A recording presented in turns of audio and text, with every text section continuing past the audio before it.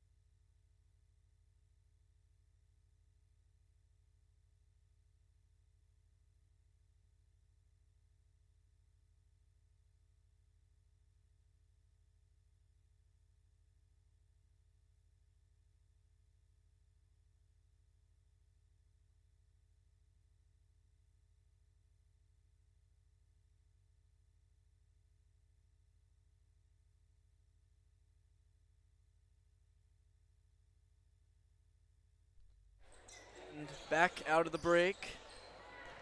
Franklin moving quick. Yeah, Hanover going to be showing a lot of defensive pressure. Oh, he blew the dunk, Beverly. Beverly, another bunny, no good. And now Harold looking for the 3, but Alexander's going to shoot it. He misses. Barely doesn't go through, and that's a big break for Franklin. Break the press. They've got numbers, but they're going to take their time. Yeah, smart by Harrington to slow it down and not take the easy bucket there, and instead kill clock and force Hanover to panic here on defense and start to foul. Yeah, Coach John Miller was saying to foul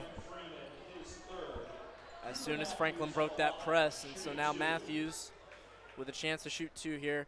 He's 8 for 9 from the free throw line. He's 0 for 4 from 3, 6 for 15 from the field with 20 points, 8 rebounds, and 6 assists. Now 21 points. What a day from the junior guard. Yeah, he's had a fantastic game. He's just filled up the stat sheet completely. He hasn't had much success from the perimeter, but that's about the only thing he hasn't done well in this game. I mean, he has been everywhere for Franklin College on the defensive glass, on the offensive glass, even on some possessions, creating open looks for his teammates or even just attacking the rim with ferocity. And Alexander no good on the 3, and Franklin starting to taste it. And a foul gets called. That was on Olsen. Harrington will go to the line now to shoot 2 with a chance to extend the lead even further. Franklin just 50 seconds away from giving themselves a chance to potentially host a tournament game, but this jumps their seeding in the HCAC conference. Harrington misses the first, though. Don't want to speak too soon. Yeah, you don't want to get complacent here if you're Franklin College. You're in a great position. You're in a confident position to finish this game and get a win. You got a 10-point lead with only 50 seconds left. You know Hanover's going to be panicking, but you cannot get complacent and start to think that you've already won this game. You got to wait until that buzzer hits 0 to start celebrating. And yep, the second one's no good. Empty trip for Harrington. Yeah.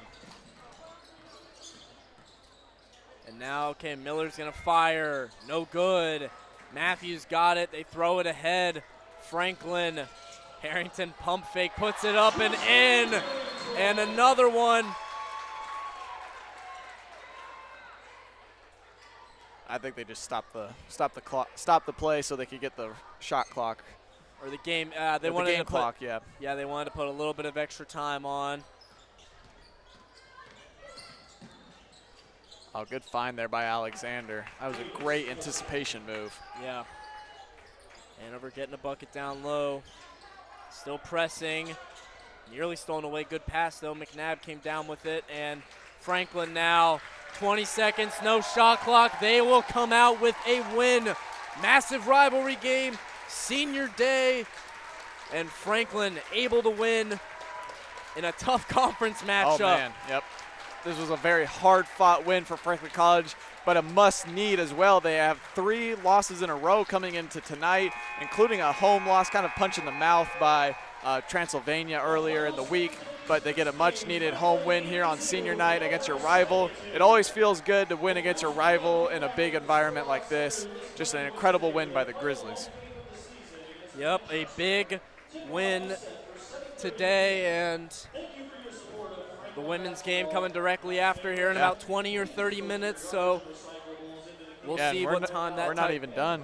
Yeah, because it is already 3 o'clock, which is the time the women's game was supposed to tip off. Oh my goodness. So I think that we're gonna, we'll see what time they end up tipping off here, and we're gonna have some senior stuff, of course. But stay with us because we could potentially have a post-game interview. We'll let you know if that ends up happening. But Franklin today, a big win. Cooper Matthews, 22 points on the day, 10 rebounds and 7 assists, a double-double for Cooper Matthews, just a few assists away from a triple-double. And for Hanover, C.J. Walls, who came up clutch down the stretch with 23 points. Yeah, C.J. Walls kind of started this game real slow. I believe he was 0 for 4 to start the game, but he really turned it around for Hanover, turned out to be their leading scorer and their most provocative scorer as well with 23 points, shooting well, just above 50% from the field as well, 9 for 17. He ended up coming out big for Hanover, but alas, it was not enough as the Grizzlies played more as a team than Hanover, I believe, in this one, and that's the reason they're going to come out with a win. Yep, and a few different other big impact players for Franklin. Connor McNabb, 14 points. Yeah, Justin and on Harrington senior night 13. for him as well. That's a big night for Connor McNabb. 14 points, 4 rebounds. Great game for him overall as one of the 3 seniors graduating members of this basketball team. And from what I'm hearing, we're trying to get Connor McNabb up here, so we'll see if potentially we could get you an interview to hear from the senior who had a big day, and he shot 5 for 6 from the line as well, was very strong there. Dylan Beverly, 10 points. He came on late, and Justin Harrington provided just enough scoring to be able to really come away with the victory today. William Harold, another big player for Hanover. He had 17 points and was on fire from deep. Yeah, Harrington on the Franklin College end provided a much-needed spark beyond the perimeter. Franklin College only 5 of 14 from the three-point line tonight, and he hit 3 of those 5 three-pointers for Franklin College. So, this is a team that doesn't really rely on their outside success, but when they have a guy that gets hot, it's just going to help them even more through the long run. And, when you have it as a balance of attack inside and outside with your guards who love to drive the ball, but also have the ability to pull it out and shoot the ball just as well as they have the ability to drive, it provides this dynamic that teams are just unable to defend at a high level for both ends. Yeah, and Franklin today, efficiently, they shot really well from the field, 48% and 36% from overall. From 3, and then 40% and 32 from Hanover. So a little bit under par for them efficiency-wise. Franklin getting to line 34 times, polar opposite of the last game where Hanover was the team who got to the line consistently. So, and Franklin won the rebounding battle as well without without forcing a bunch of turnovers, but they didn't give up turnovers of their own. Only had 7, didn't force many, but were still able to come out on top. Yeah, Franklin College pretty much took Malachi McNair out of this one. Some guy who comes into this game averaging 17 and 11, only ends the game with 8 and 8 on 20 minutes of game time. He had 3 personal fouls, or only 2 personal fouls, excuse me. I'm surprised that Hanover wasn't trying to get him worked in earlier into the scheme, and Franklin College able to take him out. That's big for Franklin College to be able to eliminate him from the game. Yep, and so with this win, Franklin now moves to 14 and 10 overall in the season, 10 and 7 in conference play. Hanover moves to 9 and 8 in conference play, and 13 and 11 on the year. So Hanover has essentially kind of clinched that 6 seed spot, so they will stay there. Franklin moves up to 5. They have a chance to potentially go up to 4 if Mount St. Joseph or Rose-Hulman lose both of their remaining conference games. They do have similar overall records to the Grizzlies, so Franklin is not out of hosting a tournament game yet, but still a little bit of work that they're going to need to be done from other teams, and they would have to come out with a win next Wednesday when they play Manchester here at the Spurlock Center. Yeah, you cannot afford to tank that game, especially with how close the standings are. You need to finish out with a second home win to end the year and build momentum going into that postseason tournament and possibly make a run even if you don't get to host a conference tournament game. Yep, and speaking of the tournament, for these teams that are now on the court warming up, we have 22 minutes until the next game starts, and the women's Franklin College team, they're an impressive record on the year, I believe, 16-5. I believe they're 17 and 4. 17 and 17 4. and 5, something around there. Yes, sorry. Not off the top of my head, but they are 10, 11 and 2 in the conference. Yeah, very strong overall play. Second in the conference standings currently, right behind Transylvania, where they lost on the road just earlier this week on Wednesday.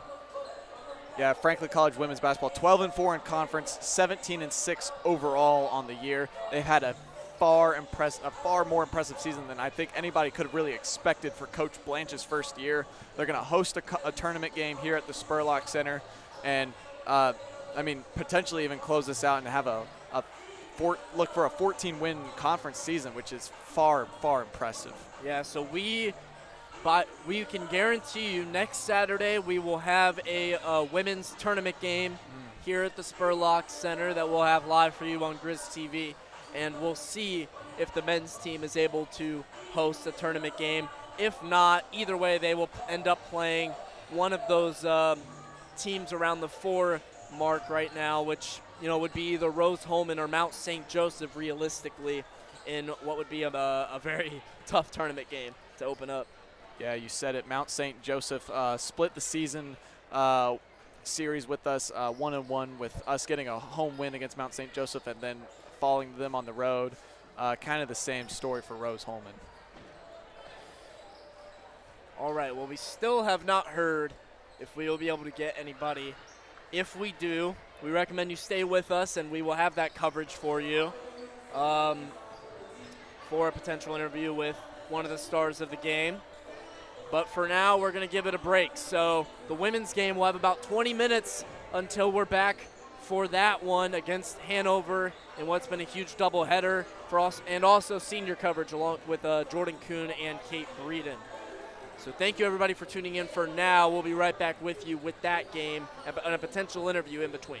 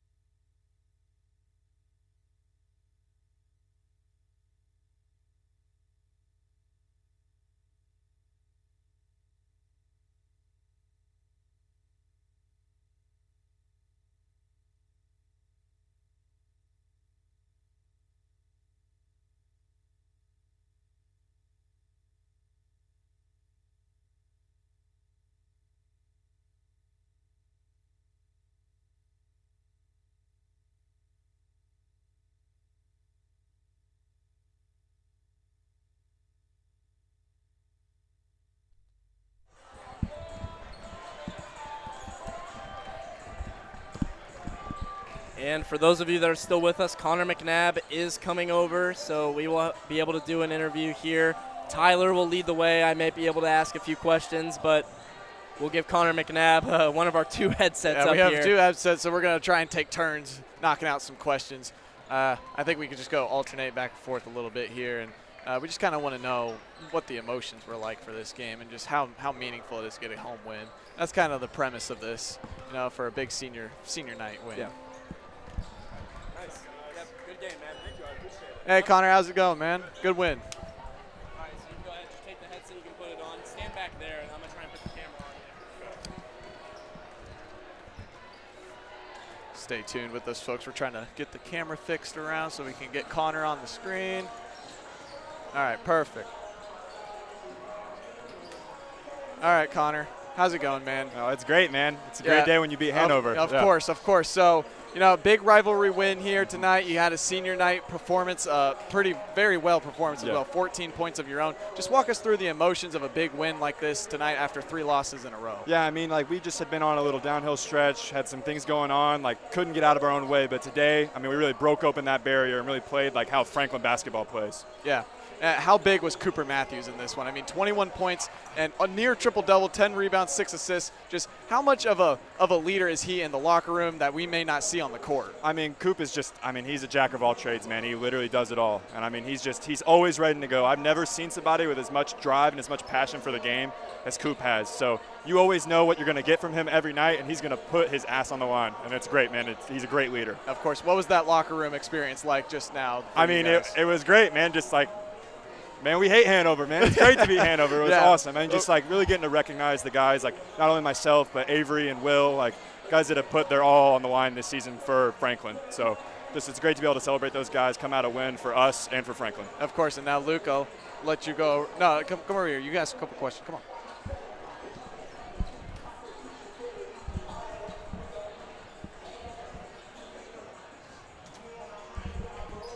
We're having to work around some of the camera stuff going on here. Appreciate it. Yeah. All right, so I know you guys, you guys have battled some adversity this year. You've had some injuries. Rohan Pearson, Zari, and Moore, obviously, right now being out. What does it mean to, you guys, you've battled through some real stuff, and, you've had some losses recently. Being able to come out with a win and, raise your seeding in conference right now. It's just huge. It's next man up mentality, man. When our guys that are playing go down, we're a team through and through. So it's just everybody from top to bottom has to be ready to step up on the depth chart, step into their new roles. And I think right now, especially after today, guys are doing that well. We're switching lineups up, but we're getting used to that. It's all about adapting and overcoming.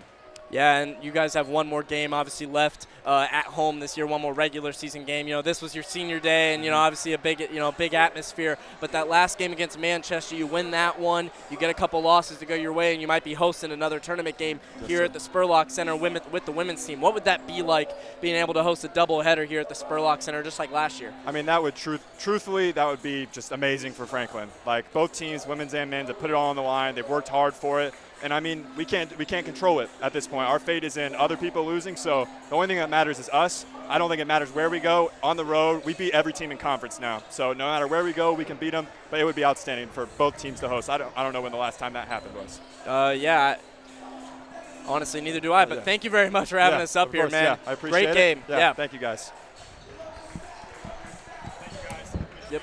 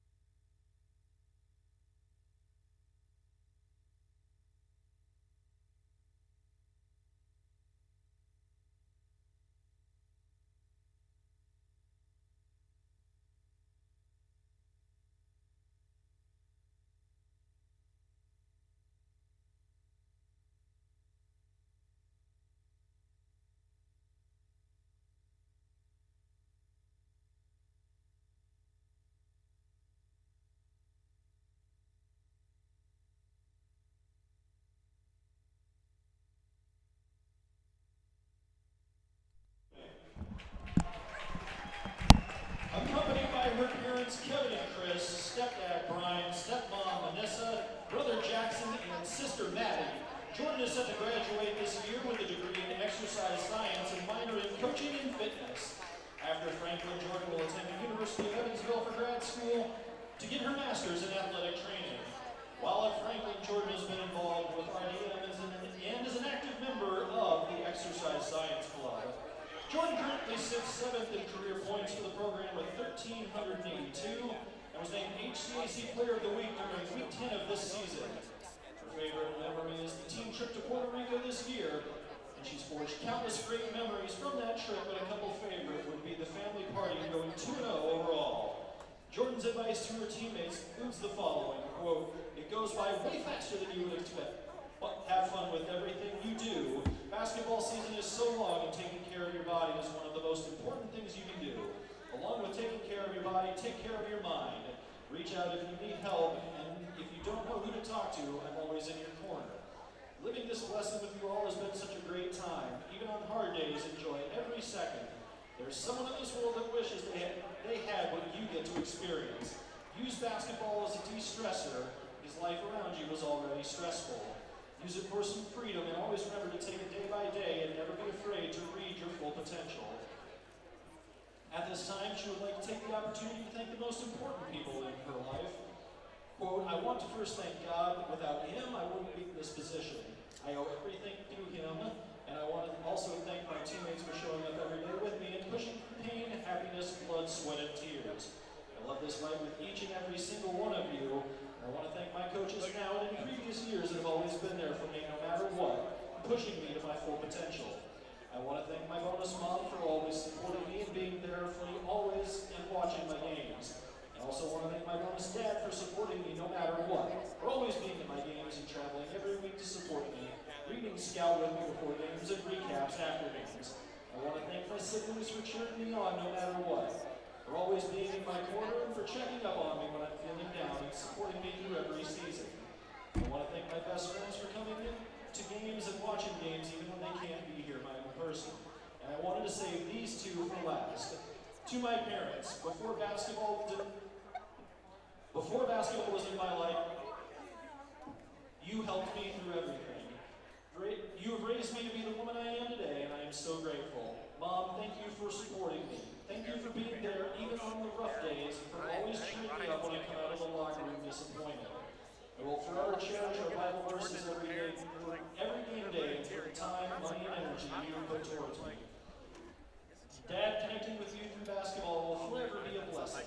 Everything you have put into me will never go unnoticed. I'm blessed to have you in every way possible. Thank you for being my #1 supporter, and for being my rock, and for never giving up on me. I love you both beyond measure. From Evansville, Indiana, number 3, Jordan Kuhn.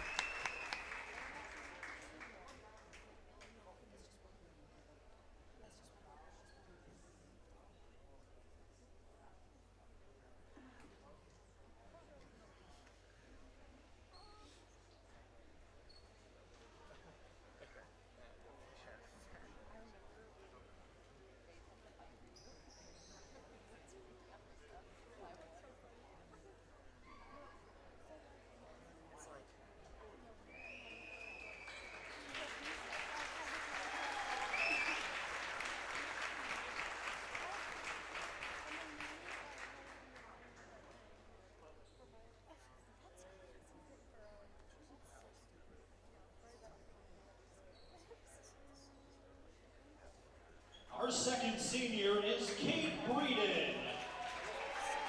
Joined today by her mother Allison and father Chad, Kate will be graduating this May with a major in multimedia journalism and minor in political science. She plans to further her education in the fall, attending law school. Kate has been involved on campus in many groups, including Omicron Delta Kappa, Pi Sigma Alpha, the SAAC, and the FC Admissions Ambassador. Her favorite memory is also the team trip to Puerto Rico this year. Winning games, practicing in an outdoor gym, and going ziplining were all so much fun. Kate would like to remind her teammates to spend as much time together as possible because the memories you make together are irreplaceable.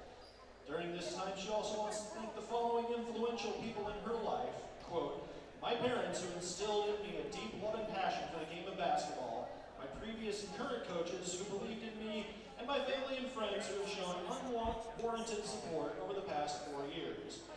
From Evansville, Indiana, number 31, Kate Breeden. We are so thankful for the leadership and commitment Jordan and Kate have put into themselves, their team, and the program over the last 4 years. You both your positive mark. We could not be more proud to have these two in the Grizz basketball family. Let's hear one more round of applause for your 2026 Franklin Women's Basketball Seniors.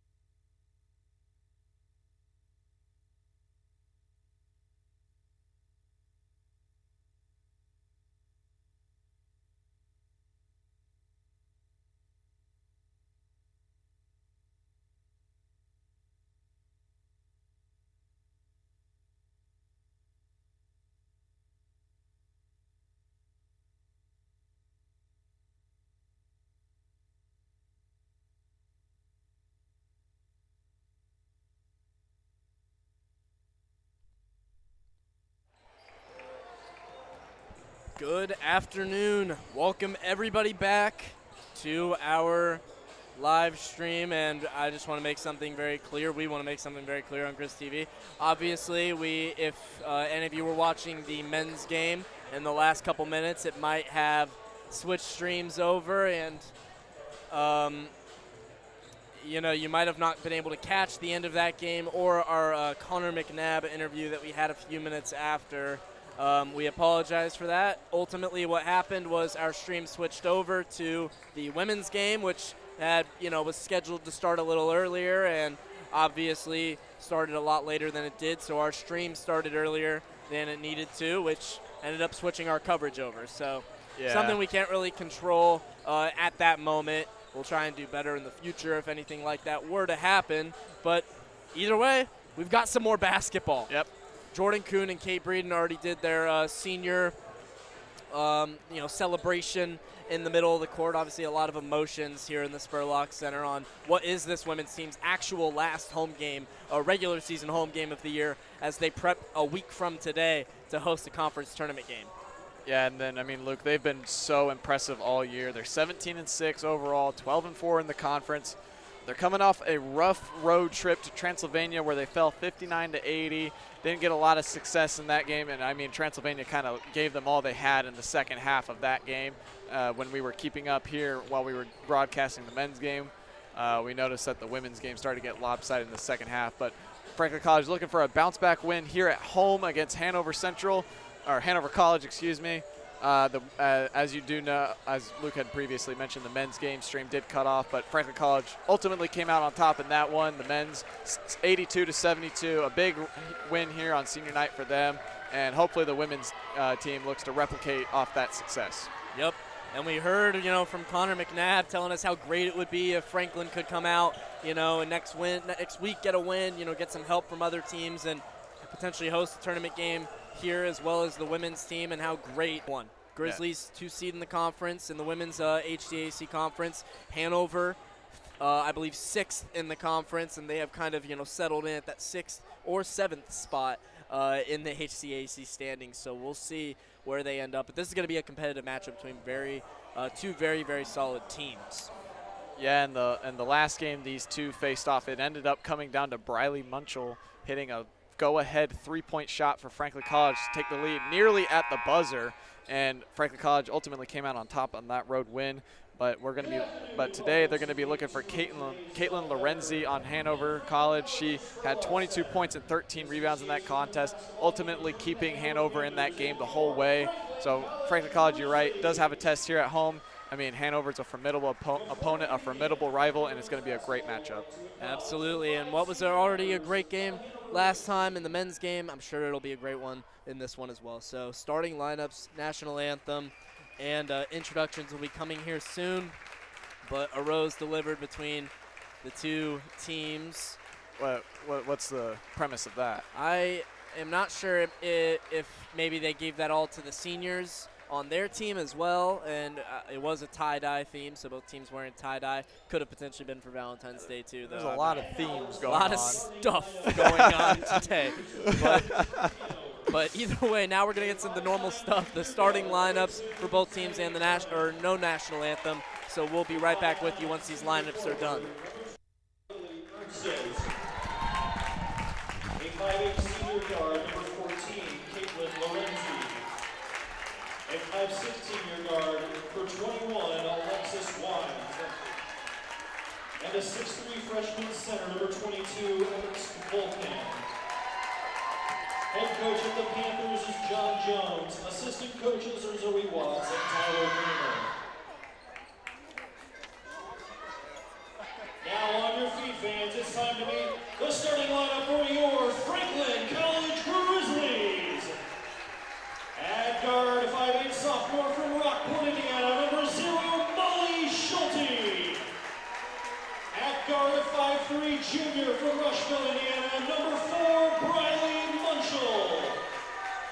At forward, a 5'6" junior from Carmel, Indiana, number 13, Peyton C. Let's make some noise for these seniors. At guard, 5'7" senior From Evansville, Indiana, number 3, Jordan Coon. And at the other forward, the 5'11" forward out of Modern Day High School in Evansville, Indiana, number 31, Kate Breeden.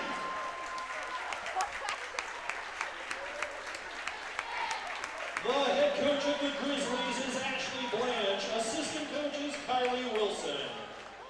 The HCC and NCAA.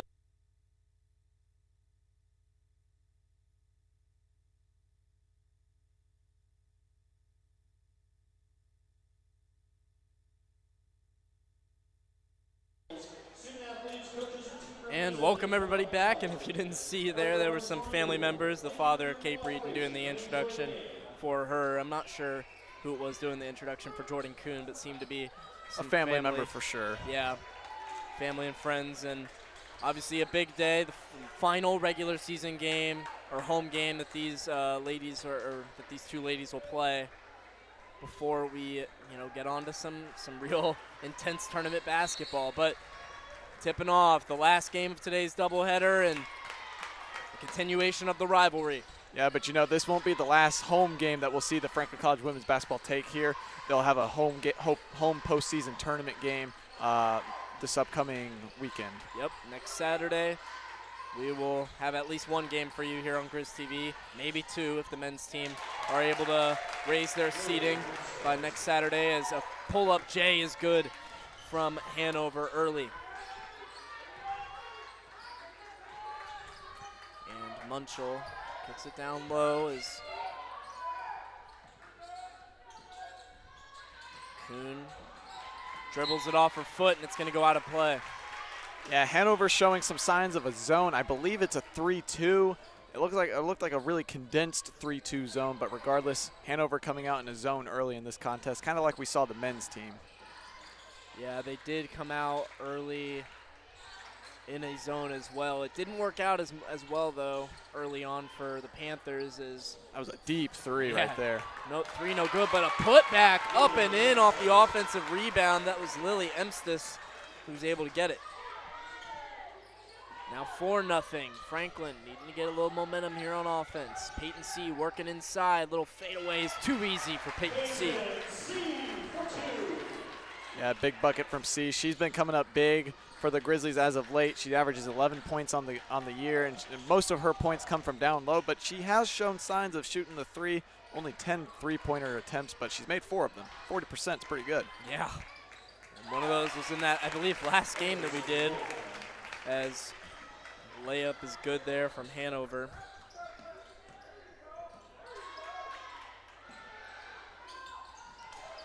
And good rebound down low from Vicon.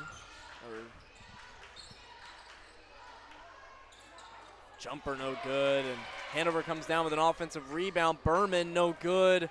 Schulte fighting for the board. She's able to come down with it. Schulte not able to go all the way there for that one. She liked the look she had there. Tried to draw some contact even. Now going all the way down low, not able to do anything, and a little pull-up J is good from Berman off the pass from, that looked like Lorenzi, and a quick 8-2 start for Hanover. I mean, they're moving quickly.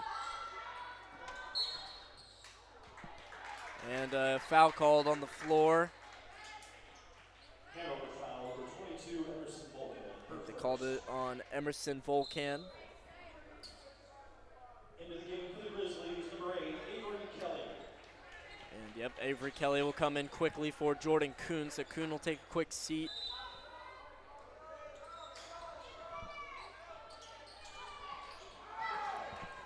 Ooh, dangerous inbounds, but regardless, they got it in. Yeah, Peyton C barely able to hold on to it. Is a tough rebound. Yeah, that's kind of what Caitlin Lorenzi does, as she comes in here averaging 11 points on the game, but also 11 rebounds on the season. Yeah, and I think Berman, her hair might have come out on the last play, as Kelly, she can't get the layup to go. This has been messy offense from Franklin early. Breeden goes up with it and gets it in. Coach Blanche making her case for some fouls, and Franklin foul number 8. A foul is going to get called on Avery Kelly, and Berman will go to the bench. 31, Macy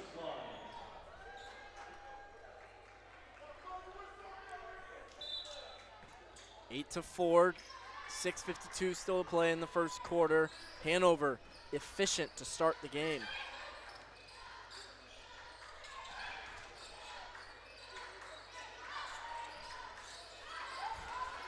Down low, Volcan. She gets called for a travel, shuffling her feet. Yeah, Kate Breeden thought she was about to get whistled for a for a foul call there, but no, Volcan took a little too many steps. It was good defense by Breeden, and I agree, if they would have called a foul there, I would have disagreed with the call as well, but overall, great defense by Breeden.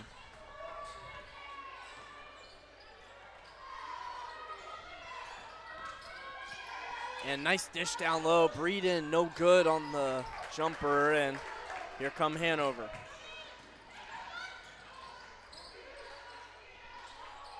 Wines kicks it down low, no good. Big rebound by for Breeden. She's just going to take it herself. She gives it to Kuhn. Munchel going all the way, draws contact. I can't believe they didn't get a foul call there. Yeah, it looked neither like can Munchel I. just got hit to the ground on Coach that drive. Blanche And asking a for carry the same thing. there. Oh my goodness. And a three now, no good from Wines, and a stoppage in play. Very messy start to this basketball game. Yeah, this has just been Madness. it's been madness in the Spurlock Center all day today. Oh But my gosh. it's been madness to start these first 4 minutes of this game. And so yeah, Berman comes back in after her going out in quick substitution. Pass goes out wide open three, no good. And tough rebound there from Emstis, and now Hanover going all the way. The little floater, no good from Wines. Another rebound, though, for Volcan, and she just puts it right up.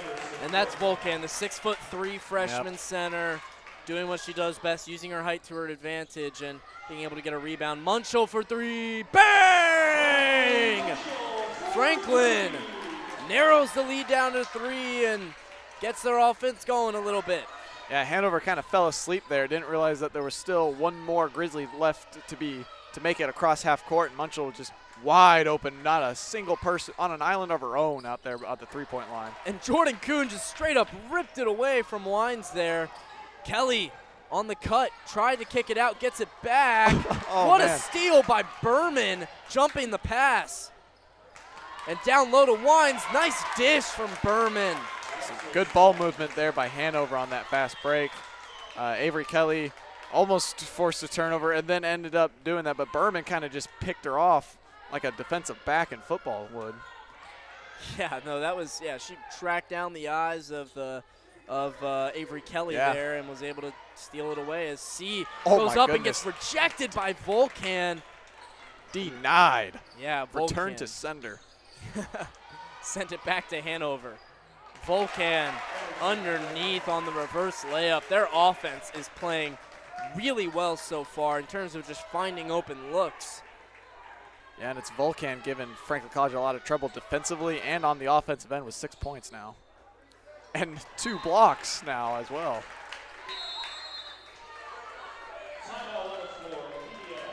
And we're going to get a timeout here now, an officials timeout.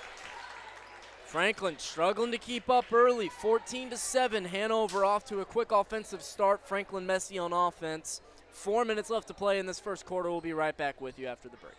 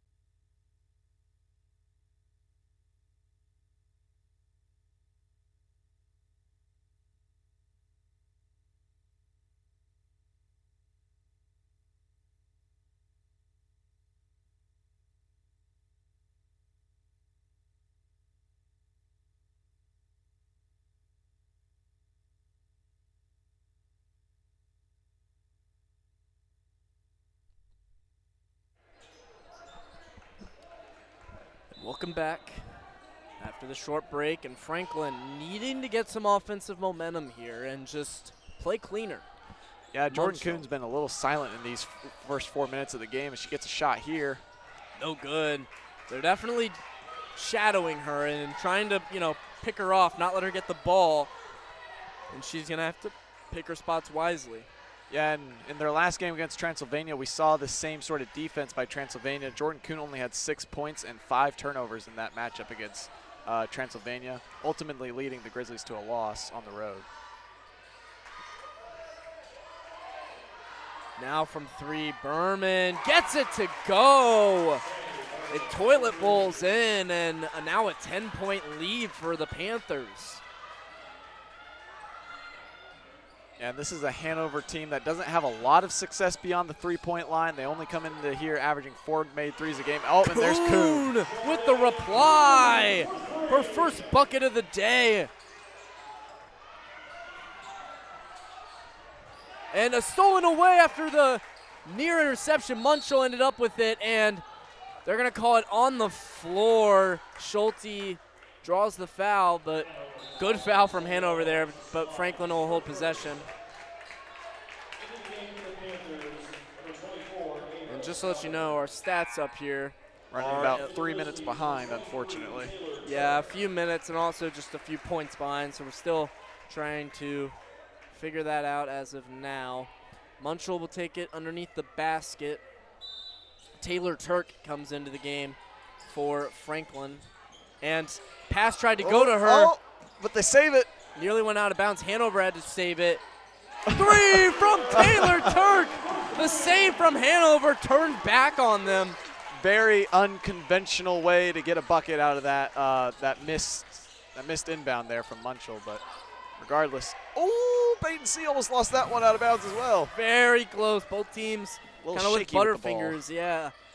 Turk wasn't able to get the pass, but she was able to come down with the 3, and Schulte misses that one, but that will go out of play, and Turk nearly crashed into the Hanover bench. I was watching her run for that ball, and I was like, oh, she's going to dive right into the bench. Good thing no one was hurt from that.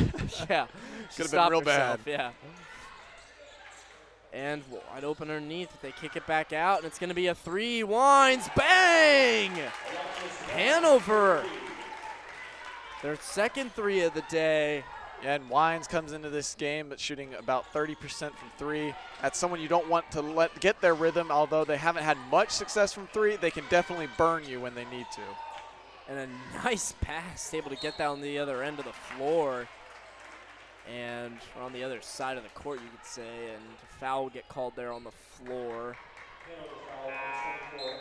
And it was on number 24, Ava Souter, who went down with the foul, but now Peyton C will leave the game. Kate Breeden will come in, and then Hanover will have a substitution as well. Berman comes out, and that is number 4, London Brooks, senior guard from Ben Davis from Indianapolis. Kuhn kicks it out. Turk, another 3. Ooh. No good from the corner that time. Looked good. Yeah, from our side. Brooks. Now a 3. No good. And a foul call on Volcan there. Went too hard for the rebound. Breeden draws the foul, and that's Volcan's second. That's someone that Hanover does not want to see come off the court this early. Nope. Yeah, somebody who gives them a lot of post presence and obviously brings them rebounding and a shot blocking threat. So somebody that you don't want to have off the court too often. Now I think they're in a 2-3 look. A 3, bang! Jordan Kuhn again from deep, her second of the day. She's got 6 now. And a travel called, shuffling her feet on the pump fake. Franklin gaining a little momentum here. Just a 4-point deficit with a minute left to play in the quarter. Yeah, Franklin College starting to wake up a little bit. Those first about 5 minutes of the game, there was a really slow start, but they've started to find their rhythm early. They only have a 4-point deficit right now. And they got a minute left in this quarter, looking to finish strong. Yep, and some three-point shooting has kind of been the key for Franklin to be able to build up some points here. 45 seconds, only 10 on the shot clock. Turk on the J, off the catch, off the screen. Just a 2-point game. Brooks trying to move quickly. Wow, a nice behind the back, but a travel. Yeah, they do give her a travel. She walked there after the pump fake, and Franklin now 33 seconds left in the quarter. A few seconds difference between shot clock and game clock. Hanover now in a 3-2. Yeah, they keep switching it up on Franklin College here, trying to mess up their rhythm a little bit. Franklin College lately doesn't seem very bothered by it, though. Yeah, I think trying to defend the perimeter is their priority right now after the threes from Franklin. Kuhn, what a floater, creating space and getting inside. Ties it up at 20. 6 on the game clock.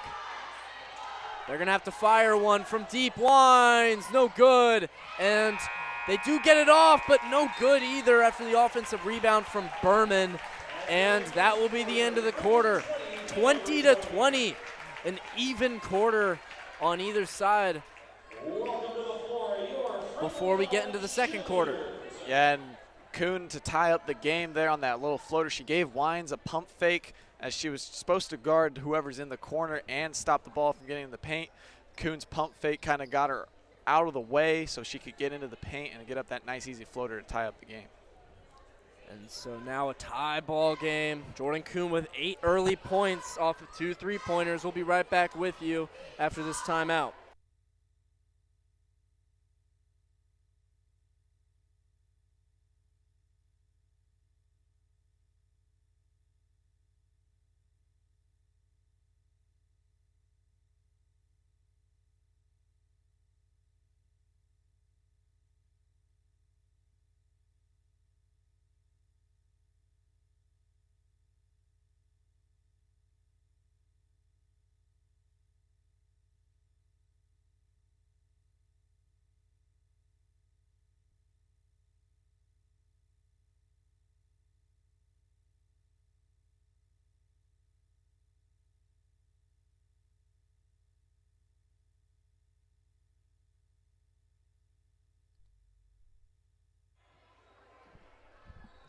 And welcome back from the short break. Franklin will have possession to start the quarter with a chance to take a lead, which they haven't actually held a lead yet in today's game. So this will be a big turn of events. Turk pump fakes the 3, nice pull up J, good. Taylor Turk showing off. 7 points. Incredible ball fake there by Turk. Got her opponent in the air. She's able to get a nice, easy, open mid-range. And that one rolls off the right side or the left side of the rim, and now here come Franklin. Ooh, almost a little turnover there by Schulte, but Breeden saves it. And now she gets it on the elbow, throws it inside. Turk just needs to put it up. She loses it. Schulte's able to come down with it. Breeden fires away. Good! The seniors can't miss from 3. Yeah, the threes are just raining here at the Spurlock Center. The girls team now 5 for 8 from the 3-point line. And we're going to get a foul call here on, I think, on Avery Kelly. And Yeah. so off the bench, 2 early fouls from Avery Kelly, and she'll have to come right back out. Just a minute passed in this second quarter.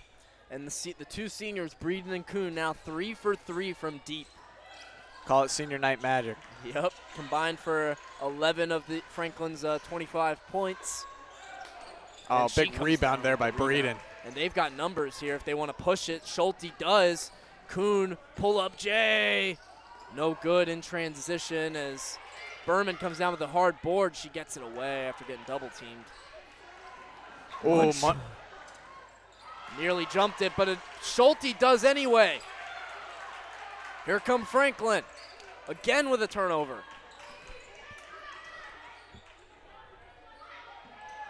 Turk for 3. No good. And Turk tried to go for the jump ball, got a little too physical, and they'll call a foul on her. Yeah, there's just no need to make a foul like that when you're 90 feet away from the other end of the basket. You know, I appreciate the physicality and the aggression you want to bring, but you don't want to get too many early fouls and set up Hanover to a position where they're going to be fighting for the bonus or even put yourself in foul trouble. Yeah, now I believe it's 4 fouls on either side. Scoreboard. Oh, what a has it steal by wrong. Breeden. Yeah. Read that pass the whole way by Wines. Good interceptions now. Munchell kicks it out. Franklin slowing it down. Hanover still in this 3-2 zone. They leave Kuhn open. No good from deep, and Hanover with the rebound. Here they come. Wines. And for Franklin, Lydia Wright is in the game. Freshman off the bench.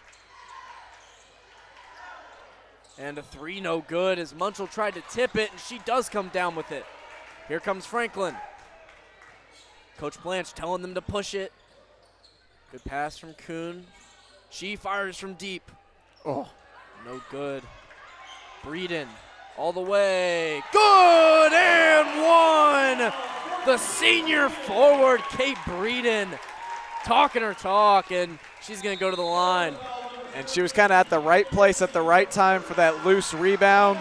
She gets it right at the low post, goes up with the left, draws the contact, and 1.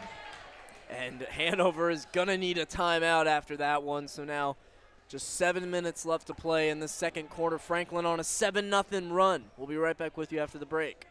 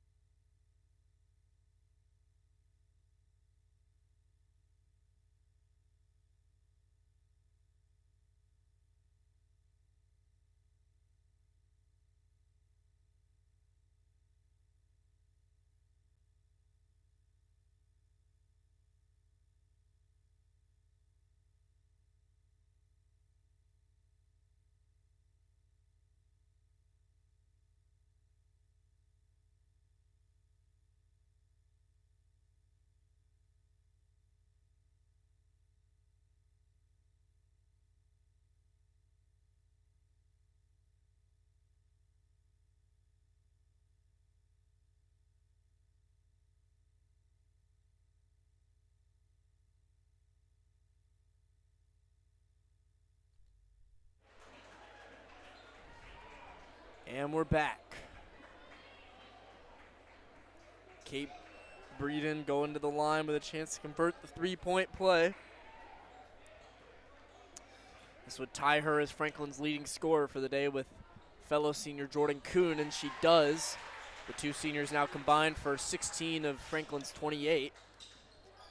Yeah, and since that 3-minute mark in the first quarter, Franklin College has been on a 21-3 run.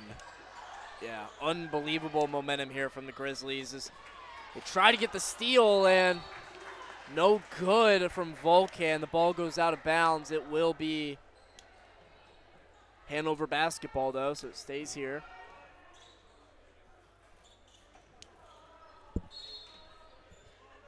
And you can see Coach John Jones putting his hands on his head a little bit after that play, where Volcan got blocked from behind, but a 3 from Alexis Wines. And Hanover gets their first bucket since the 2-minute mark in the first quarter. Yeah, it's been all Franklin College since the end of that first quarter to the start of the second quarter. That 3-pointer from Wines kind of shifts the momentum a little bit and gives Hanover a more breathing room. And Saucerman unable to hit the low basket shot as it does stay with Franklin after getting tipped out from the Panthers. Munchell will take it underneath.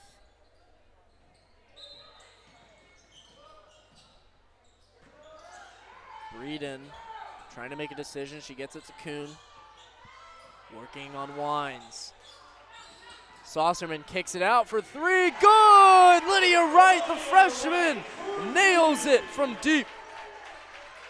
Only her second made 3 on the year. She's only shot 10 and no good. And the bunny missed by number 5, Abby Beard there. Franklin, Breeden from deep in transition, no good. That would have took the roof off of this place. Franklin College shooting 50%, 6 for 12 from the three-point line. Some of the best shooting we've seen from them all year.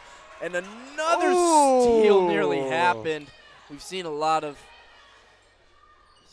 steals and turnovers, honestly. Yeah, Hanover has 7 turnovers so far in this game. And there's another one. Breeden takes it away.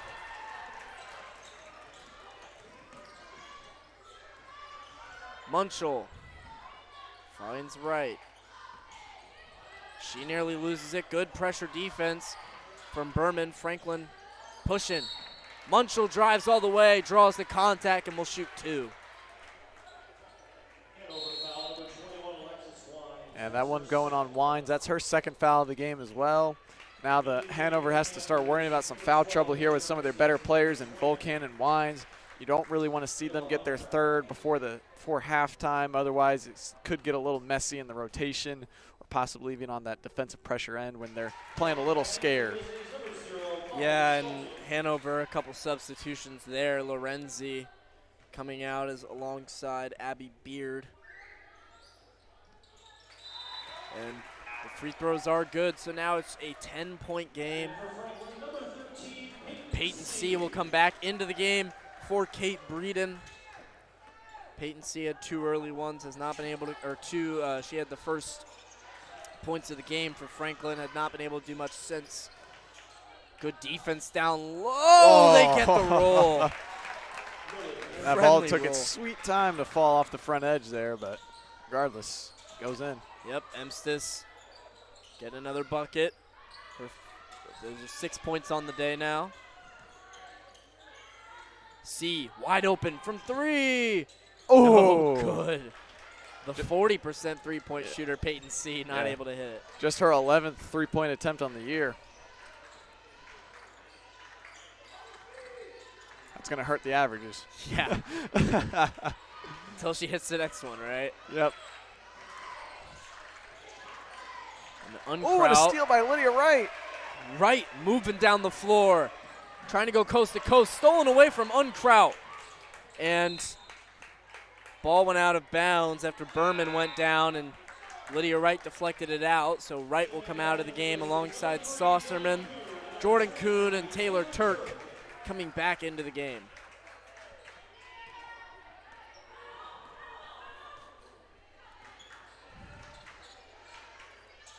Here comes Hanover. Only 5 points scored this quarter. 4 minutes left to play in the second. 3 Wines, no good. Here comes Kuhn. She kicks it out. Schulte's open. Pull up Jay. Good! Off the catch and shoot. Good vision by Kuhn to realize she had an open teammate on the opposite end of the court and a great pass to get it to her and get it to her in stride as well. Schulte able to just go straight up with her shot. And Turk defending on the three-pointer on Unkraut, no good. Rebound by Volcan. She just backs down and uses her size. Yeah, utilizing her height. She understands that she's got an easy look just about every time. And, oh, Schulte looking for C on the inside pass. It was a good look. C wasn't looking for it. Wines kicks it out. Berman working inside on Kuhn. She goes on the fadeaway, no good. Coach John Jones begging for a call. Schulte in traffic on the pull-up. Jay, clean from Molly Schulte, and a chance to convert the three-point play. How about it, Molly Schulte, now with 5 points, looking for her 6th in this game. It's been a lot of balanced scoring by the Grizzlies. I mean, they got two senior gals in Breeden and Kuhn with 8 points. They got Turk with 7, and now Schulte shooting for her 6th. Just a lot of balanced presence on the offensive end for Franklin College. Yep, a widespread group on the box score. And Franklin, yeah, the three-point shooting definitely been the story of their lead, an 11-point lead now with 3 minutes to go, shooting 46% from deep, 7 for 15, a lot of three-pointers. And it's stolen away. Munchel off the pass. Kuhn driving. Too easy. Franklin, high scoring first half, and this second quarter they have just been on fire. Yeah, and these turnovers by Hanover are starting to catch up with them. That's their 9th turnover in this game so far. Unkraut misses the quick pull-up J. Now 2.5 minutes left to play in the half.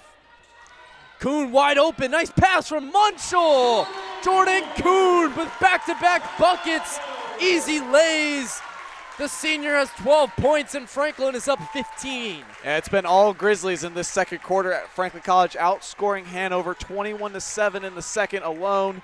And it's just been incredible ball movement from Franklin College, and they're executing off these points off turnovers as well. That was their 11th point off turnover compared to Hanover's 2. Extremely efficient and strong offense, and defense translating to offense for the Grizzlies. So that's the best kind of offense. Yeah, absolutely. The fast break points, moving in transition. Franklin has done that incredibly well today. Jordan Kuhn now 5 for 9 from the field, 2 for 4 from deep with 12 points, as we said. Breeden with 8 points, 4 rebounds. She's also got 2 steals and on top of 2 assists. And I mean, Briley Munchel, 5 points, 3 rebounds, 3 assists. Yeah, and strong day. Sorry about that. And Franklin College has 12 assists on their 16 made field goals as well. That is far impressive numbers right there, Luke. Yeah. And this is a very formidable Hanover team that is definitely going to be in the tournament, and a team that Franklin could potentially see. They're battling for the 6th or 7th seed right now, so Franklin could end up hosting Hanover again next Saturday. As this ball goes out of bounds, Franklin will take it. Another turnover. That's the 11th Hanover turnover just in this half. Franklin College only has 3. Insane. Franklin, 6 total steals now off of those, or the 11 turnovers.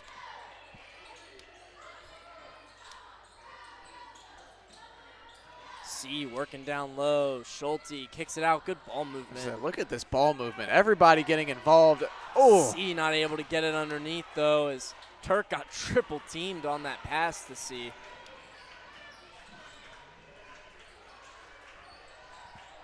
Wines tries to kick it down low. Good defense by Turk, fronting her man, and Kuhn goes down trying to get the ball. She's all right. Yeah, and Taylor Turk is someone that plays up to her competition. She may not be the biggest in size on the court, but she plays with heart that is immeasurable on the basketball court. She's boxing out. She front denies passes. She plays very physical. And Kuhn nearly on the interception, but she gets it the second time around.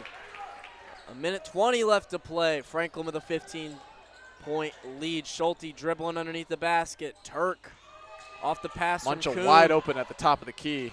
Turk took the pull-up J, and Schulte ended up with the rebound.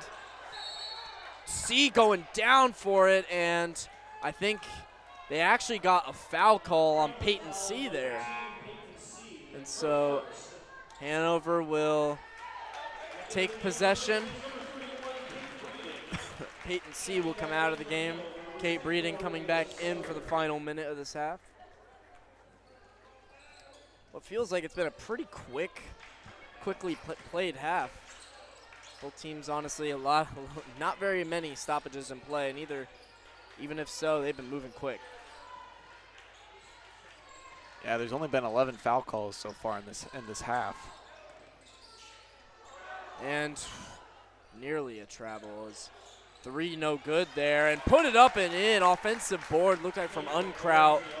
Yeah, that's not what Franklin College wants to see. Caitlin Lorenzi get active on the offensive glass and get these second chance efforts. You'd want to step on their necks if they're Franklin College and just get into someone and box them out and just start to lose them here. Yeah, just a 13-point game. Turk from deep, no good. Rebound from Souder, and now Hanover trying to push it. Gatlin was able to hold on to it.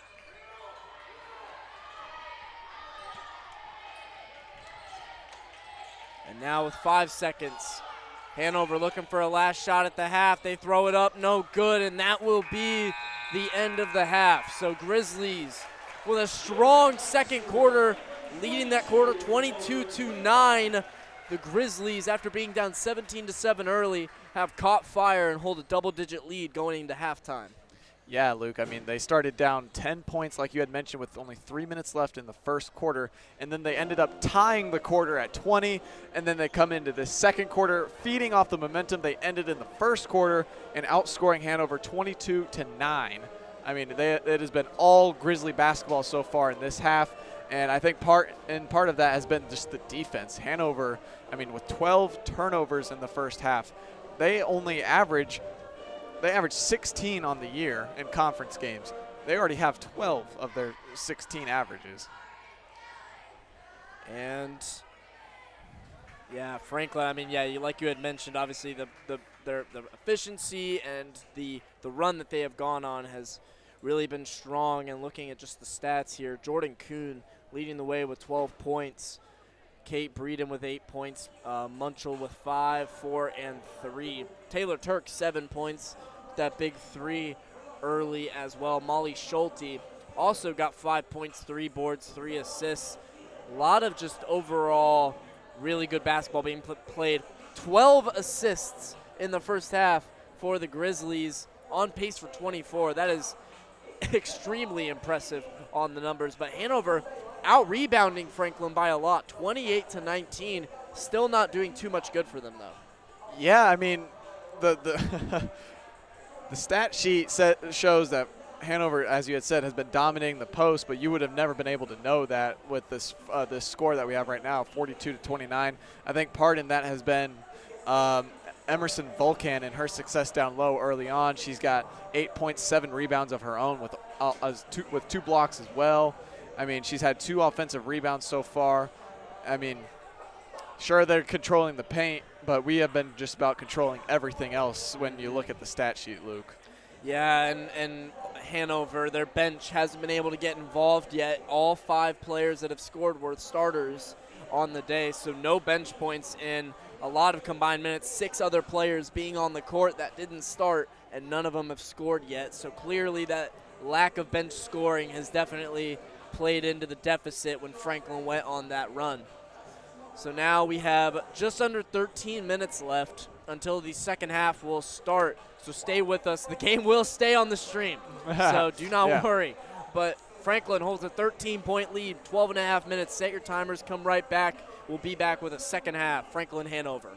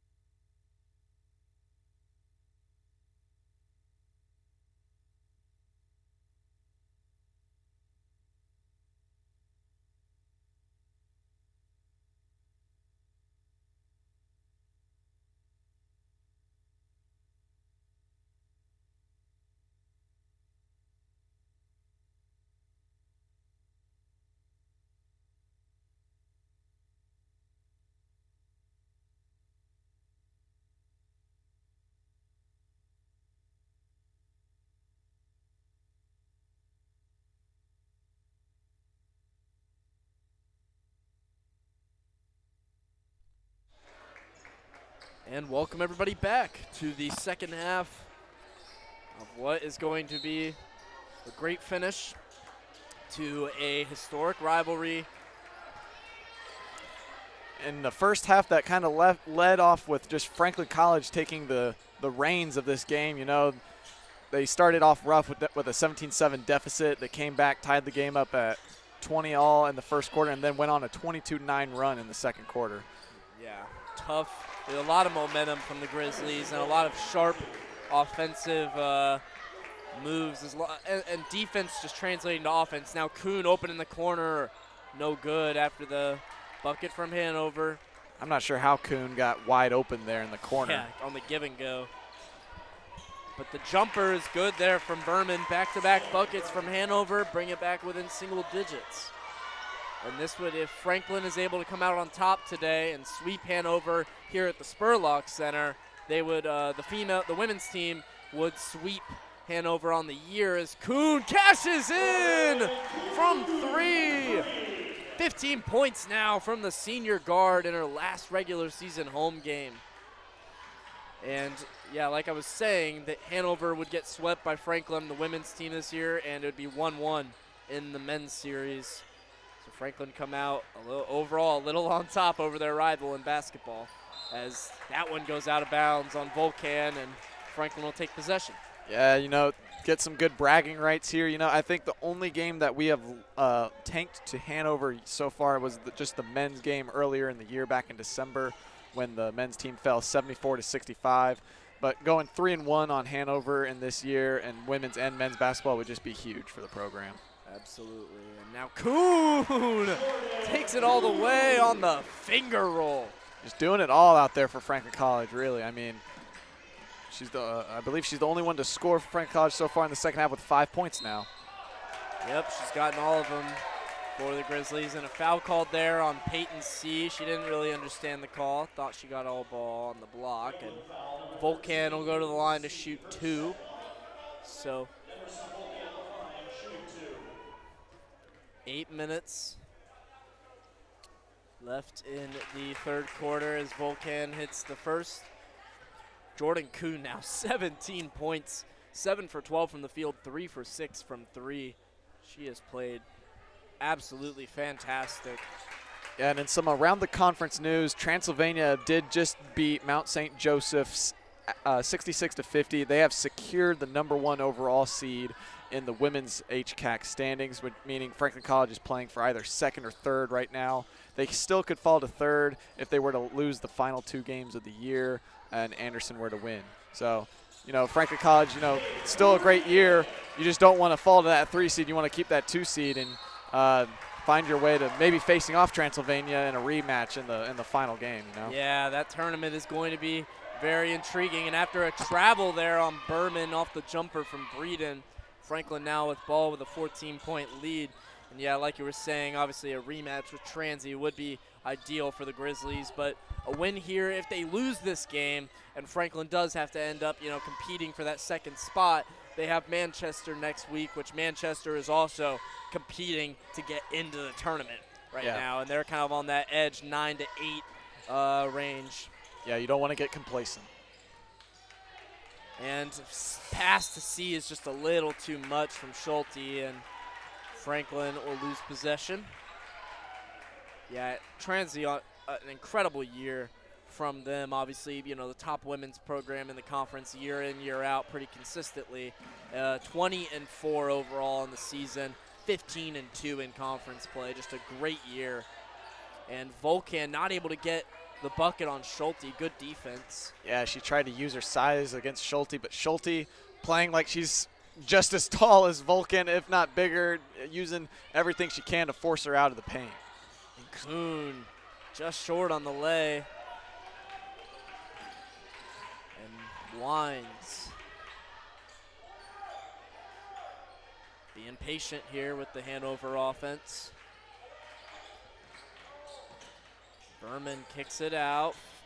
Pump fakes on the 3 all the way. Reverse layup. Oh, goodness. Too much there for Lorenzi. And on the offensive rebound, they end up with it. Lorenzi pump fakes again. Good recovery defense from the Grizzlies. 10 on the shot clock, or 12. No good on the floater is now Munchel. Moving quick, going coast to coast on Volcan. She can't even see her, and she scores! She went right into Volcan. Yeah, wow. Physical play and took her out of the play, and Munchel going strong. David versus Goliath story right there between Munchel and Volcan. Munchel not afraid to just go right for Volcan and get the easy bucket in return. 5'3" guard, a foot shorter than Volcan. Fearless, absolutely fearless. And now from deep, no good on the three. Way too much there from Wines. And Alexis Wines, who's usually one of the leading scorers or the leading scorer on this team, not been able to really get going as Schulte draws the foul. She will likely go to the line here, shoot two. Checking in for the Grizzlies, number 23, Taylor Turk. And Taylor Turk coming in, Jordan Kuhn leaving the game momentarily. Yeah, and Briley Munchel, you know, playing very identical to how we saw Cooper Matthews playing the game before. She's got 7 points, 4 rebounds, 5 assists, a unique player for Franklin College, a gadget player, if you will. I mean, she's not the biggest gal on the court in her size. She's only 5'3", as you had mentioned, but she plays with so much heart and so much passion, and the stat sheet shows that as she fills it up every single night, game in and game out. Absolutely right. And now Schulte able to nail in both free throws there. Munchel will come out of the game. Avery Kelly coming back in. Kelly, she's tried to come in a couple different times, and both times she's picked up a foul. And, you know, Coach Blanche just kind of had to sit her back down on the bench. Hopefully she's able to stay out there a little longer. Yeah, in only 4 minutes, she's picked up 2 fouls. She plays hard, that's for sure. Yeah, tough defensive guard for Grizzlies. And Schulte came down with the board but lost it, and she's still going after the ball. And I think they're going to get a foul call here on, Schulte. They're saying she dove a little too aggressive for that loose ball. And yeah, but you got to admire the fight that Schulte shows. She had like 3 Hanover towers just over her the whole time, and she's trying to fight for the ball. She dives for the loose balls all the time. She puts in a lot of passion to this game, and she's going to get a much-needed break here.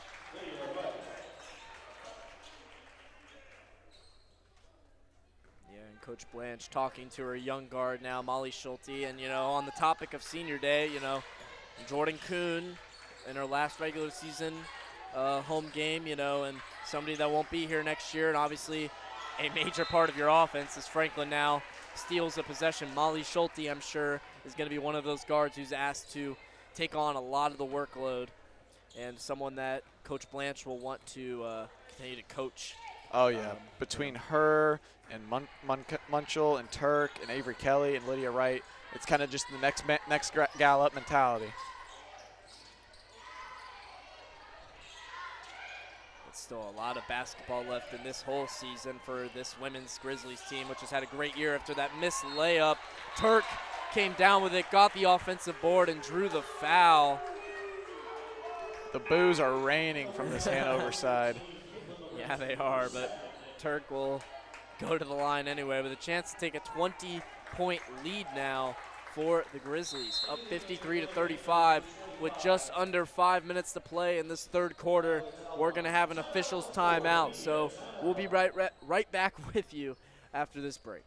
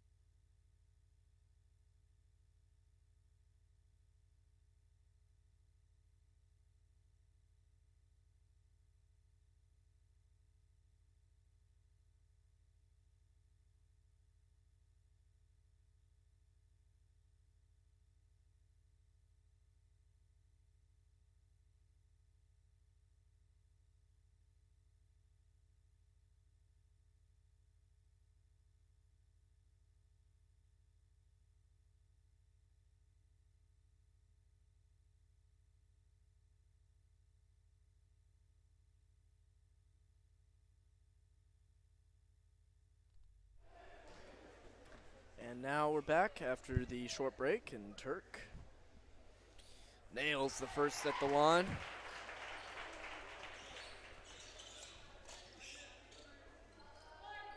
Franklin just slowly taking every bit of this lead that they possibly can and extending it. Yeah, you're right. And Taylor Turk comes into this contest, only averaging 4 points per game. She's shown up big for the Grizzlies here today, and their big that shows for their lead. She's got 8 points of her own, doubling her production that she usually shows in her games. Yeah, and she's given a lot of decent minutes off the bench already, 7 minutes.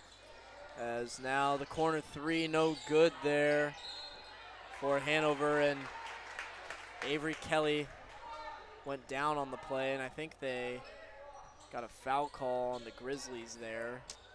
Didn't quite see who that foul was on. I don't believe there was a foul. I believe the ball just went out of bounds. Okay. I saw ref flash numbers to the bench. So. Oh, there might have been. I thought it was just a out of bounds play. Either way, it might have been. Oh, and look at Kelly. Oh! She came away with it in the turnover, but dribbled it away and went down as the Grizzlies will try to defend again. Yeah, you got to admire that every single one of these gals on the court for Franklin College is not afraid to dive for a loose ball or any sort of altercation on the court. I mean, they play hard, and they give you 100% night in, night out, game in, game out. Yeah, hard defense, and we've seen a lot of it today. And the three nails in. They needed that one. Yeah, Hanover. that's a much-needed Lorenzi. bucket for Hanover. And Kuhn wide open from deep. Caitlin Lorenzi was yelling at her teammates, hey, three.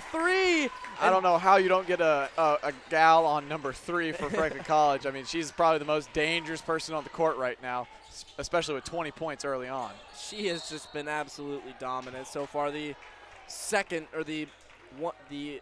Grizzly in double figures alongside Kate Breeden, the only other senior on the team, but Jordan Kuhn now with 20.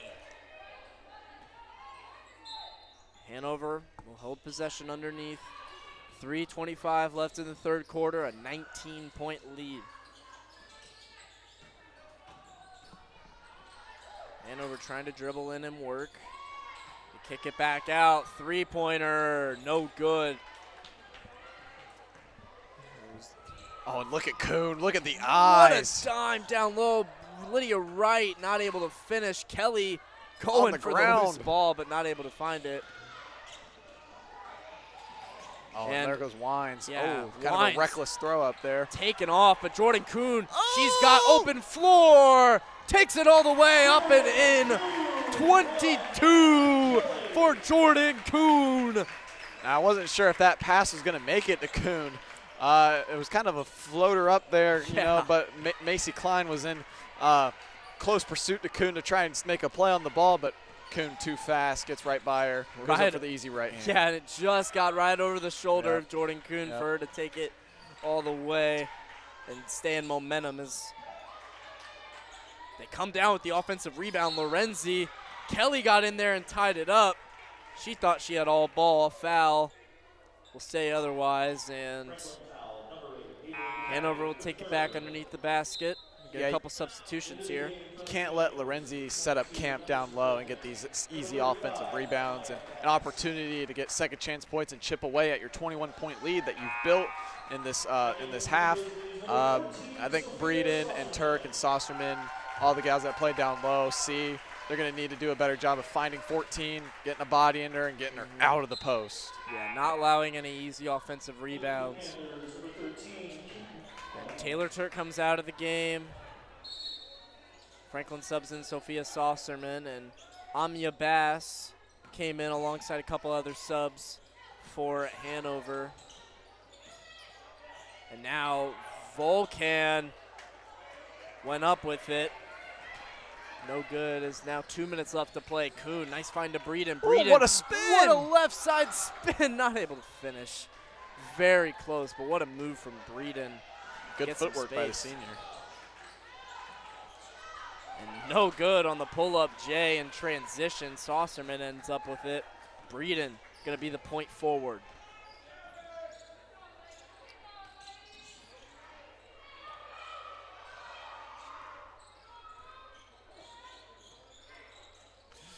man. Very risky pass there. Yeah, you gotta make a better pass if you're looking to get Breeden on that one-on-one. You can't let Lorenzi make a play on the ball and potentially take it on down the other end there. But you know, when you have a 21-point lead, you're playing with a lot of cushion right now. You just don't want to. You don't want them to get back into this game. You know, you want to kind of put your foot on the gas and just run away with this one a little bit. Yeah, in other terms and more vague terms, you could say kick them while they're down. Yeah. Just try to extend the lead, and Franklin clearly did not see how much time they had left on the shot clock there. Yeah, maybe a little bit of a miscommunication there, but you know, they haven't had a lot of empty possessions in this game. Yeah. They've come up pretty big.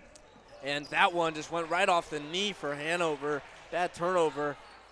And it helps when Hanover has 16 turnovers in this one. Yeah, Breeden not able to cash in on the transition three.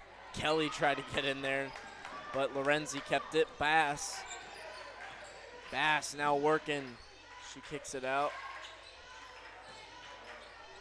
And Lorenzi has the smaller Kelly on her. And Volcan just threw up the jumper, was no good. And now here comes Breeden. Kuhn, wanted the pull-up three, but hesitated. Breeden offered a give and go. Kuhn's just going to fire it. No good. The whole bench wanted that one. And now here comes Bass for Hanover. Just 30 seconds left to play. They try to throw it inside to Volcan, not even close. Yeah, it seems like there's a lot of forced passes on Hanover's end to get the ball into the paint, try to get to Volcan, who's been kind of the vocal point of their offense with 12 points. She's the only Panther in double-digit figures for them. It's just a lot of confusion on the Hanover end as this Franklin College defense has them going through a lot of emotions right now. Yeah, it seems to be a lot of miscommunications, and yes, 17 turnovers now for the Panthers. Just messy offensively, especially in the second half. Now 5 seconds, Kelly takes it all the way and draws contact. She'll go to the line to shoot two. And with a chance to get into the 60 range, which would give them, I mean, they're already a 21-point lead. And yeah, Franklin just trying to end it while it's early. The first one is good. Yeah, and this will be a chance for Kelly to get her first points in the game as well. The only Grizzly to not score yet is Saucerman, but she's only had 9 minutes. She's played the least amount of time for any Grizzly on the court. Yeah, and we'll see if, I'm sure they'll attack her. Is now Bass, only a second left. She's just gonna throw it up, no good. Sophomore from Avon tried to throw that one up there at the end of the quarter, but Franklin holds a 23-point lead. Going into the fourth quarter, just 10 minutes left to play. Franklin can taste the sweep in today's doubleheader. That was a very identical quarter than what we saw to the second quarter. Hanover only scored 9 points as they did in the second quarter. In the third quarter, Franklin College with 19 points of their own, shooting 42% on the field goal percentage. Hanover shot 17%, 3 for 17 in that quarter. Really poor shooting, too many turnovers if you're Hanover. So we'll be right back with you after a quick break. Franklin, 1 quarter away from a big victory.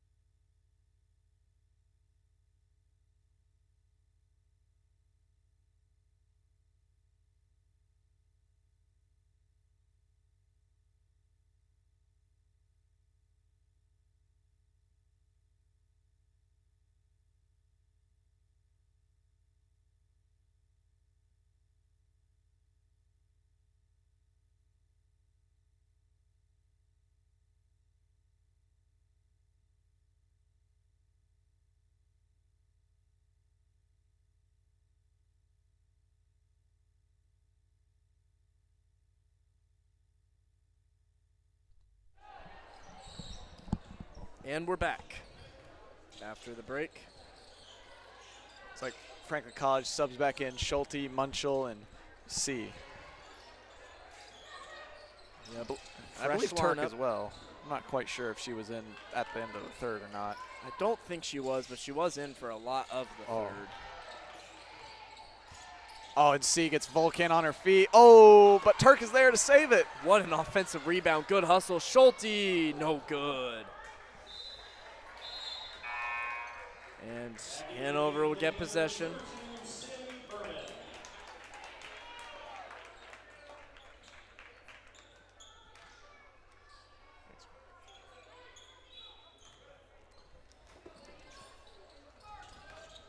Oh, what a behind the back there by Bass. Yeah, tough Smooth. play.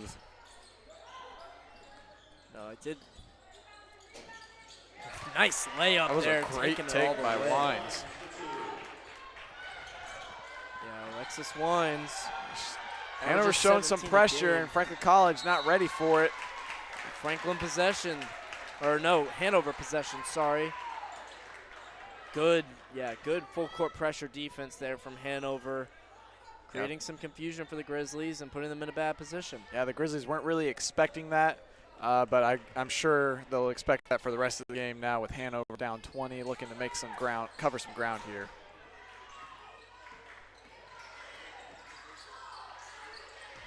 And Bass kicks it down low to Vulcan, who can't get it to go. That's just some good defense by C, making her presence known, not giving Vulcan any easy looks. And Munchel got it to Turk. Turk trying to go on Berman. Oh, fakes the spin. She went for the fadeaway, not able to get it to go. See, what tough rebound. My goodness. And she's just going to go up with it. Oh, so close to the three-point play.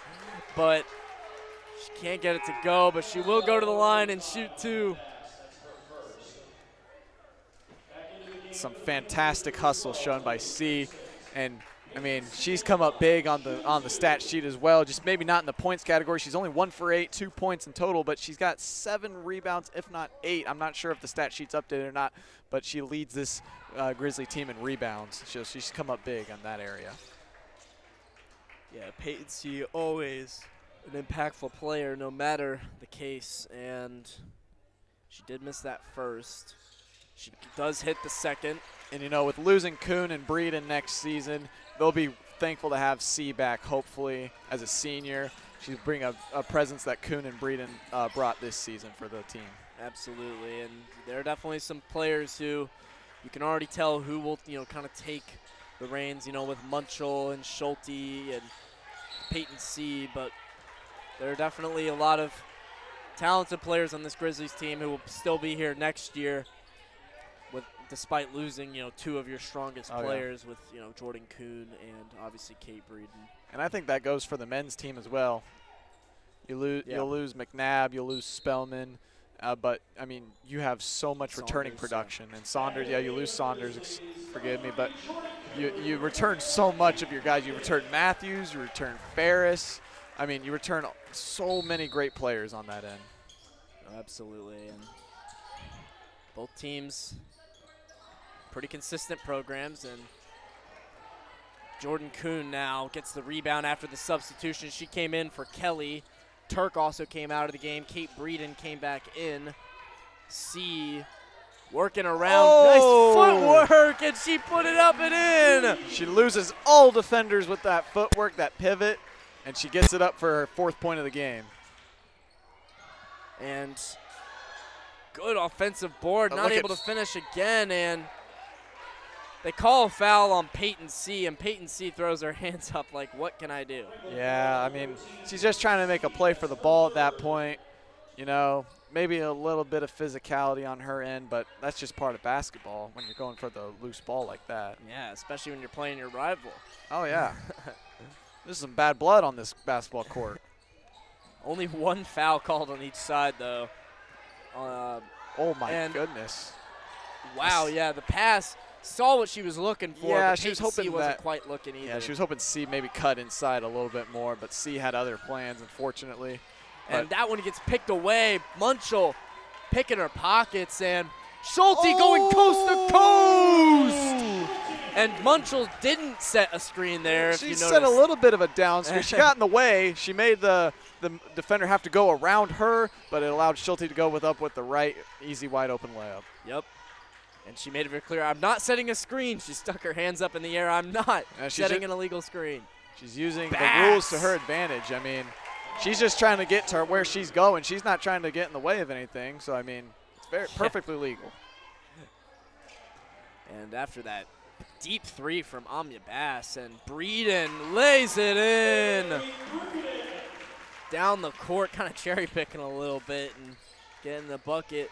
25-point lead now for the Grizzlies, and Kuhn tried to reach around for the steal but got caught. Yeah, when you know that Hanover is going to be coming out in these full court or half court presses, you're going to have numbers on the other end of the court. So as soon as you can get the ball across the timeline, you've got numbers. You got a 2-on-1 most likely, and that's exactly what Franklin College had. Kuhn was able to find Breeden for the nice, easy left hand.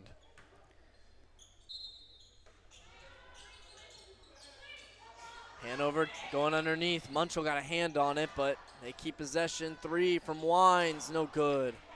Just try to get it back off the inbound, and now Schulte. Franklin's got numbers. They dish it down low. Lydia Wright misses the bad bounce. bunny. Yeah, just bounced out somehow. Just over 6 minutes left to play. Bass working on Kuhn. She does another three. Airballs that one, and Wines, or no, that was not Wines who went for the save, but that was Ernstez. Yeah, she's gone for a lot of those rebound and hustle plays today. Wasn't able to get that one.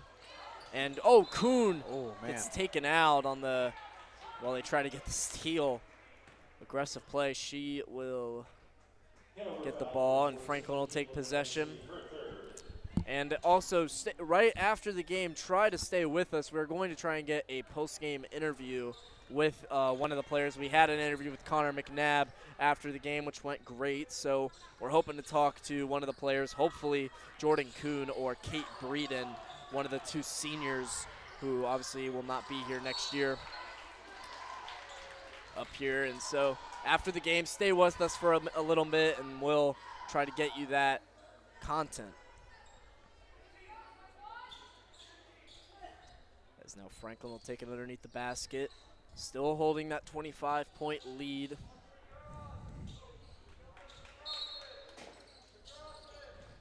And, she tried to get the pass underneath. Schulte ended up with it somehow. And what a great fake by Munchell.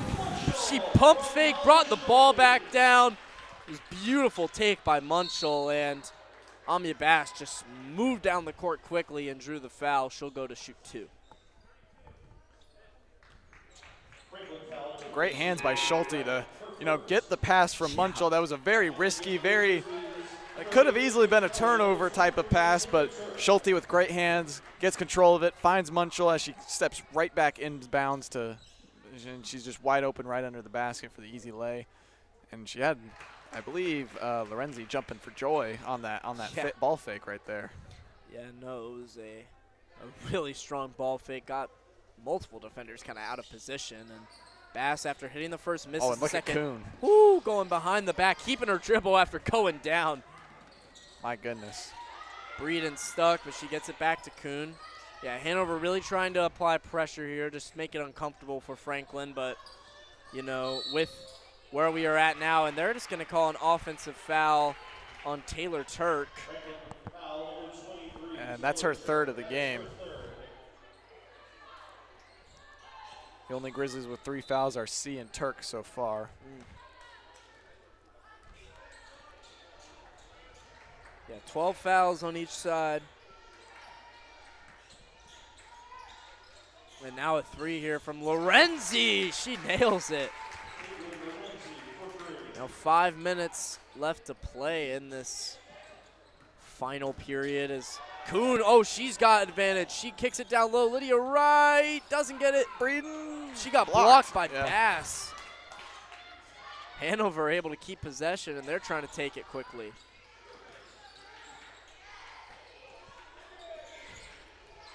And they're looking for Lorenzi down low, who has Lydia Wright on her. Kind of more inexperienced player, but it doesn't matter as Turk comes up with it. Yeah, a turnover again after Breeden tried to get there. That's the 19th Hanover turnover so far in this game. Been way too much, yeah, in terms of the turnovers, and has just given Franklin way too many free possessions that they have really taken advantage of too, moving quickly. Wow, what a take by Turk to go up the right. Strong take by Turk. Yeah, physical play, able to finish. She's got 10 now on the day, the third Grizzly to reach double figures. And a Alexis Wines nails it in. Now just a 22-point game. Under 4 minutes left to play.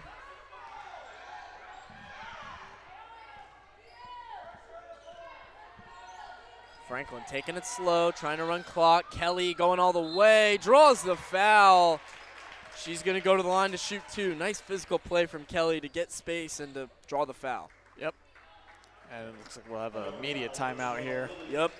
3:40 left to play in the final period. Franklin, a 22-point lead, just a few minutes away from what would be a doubleheader sweep today. So we will be right back with you after the break. Grizzlies can taste it.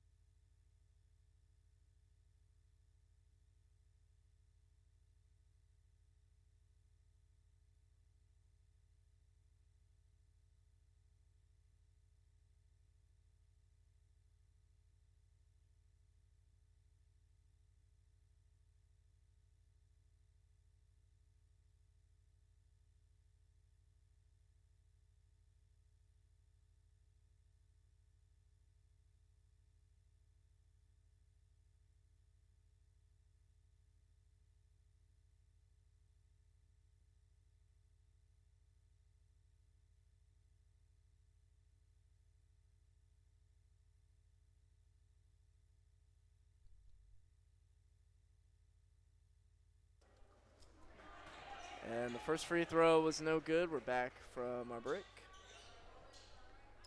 One of our excellent Franklin College photographers coming up here and chatting with us during the break as that second free throw rolls in. Alexis Wines will take it up. 23-point lead now for the Grizzlies. Sophia Saucerman going to come in here soon. And a 3 from Alexis Wines. She started to pick it up in the second half. Has shot a lot, but does have 16 on the day. Yeah, she was at 2 for 10 at one point. She's nailed her last 2 to go up to 4 for 13 now. Some much needed confidence for her. Yeah, from deep. 6 for 23 overall from the field.